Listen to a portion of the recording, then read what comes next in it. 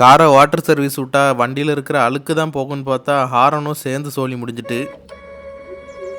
நான் இந்த காரை வாங்கும்போது மொத்தம் 2 விதமான ஹாரன் இருந்துச்சு. ஒண்ணு இந்த வண்டியிலே வர்றது, இன்னொன்னு தனியா செட் பண்ணியிருந்தாங்க. பட் அந்த வண்டியில இருக்கிற ஹாரனோட இது கொஞ்சம் சவுண்டா இருக்குங்கிறனால ஹைவேஸ்ல மட்டும் இந்த ஹாரன் யூஸ் பண்ணுவேன். ஒரு 2, 3 மாசம் முன்னாடியே சென்னையில வாட்டர் சர்வீஸ் விட்டுருந்தேன். அப்பவே இந்த ஹாரனை சோலி முடிச்சு குடுத்துட்டாங்க. பட் இப்போ என் ஃப்ரெண்டோட கடைக்கு கொண்டு வந்திருந்தனால என் வண்டியில என்னென்ன வேலை இருக்கோ எல்லாத்தையும் பார்த்து குடுத்துட்டு இருந்தான். அப்போதான் இந்த ஹாரனையும் கலத்தி கிளீன் பண்ணி போட்டு விட்டான். நானே இந்த ஹாரன் சோலி முடிஞ்சிட்டுனா நினச்சு விட்டு வச்சிருந்தேன். பட் என் ஃப்ரெண்டு அதை விடலை, கரெக்டாக க்ளீன் பண்ணி சரி பண்ணிட்டான்.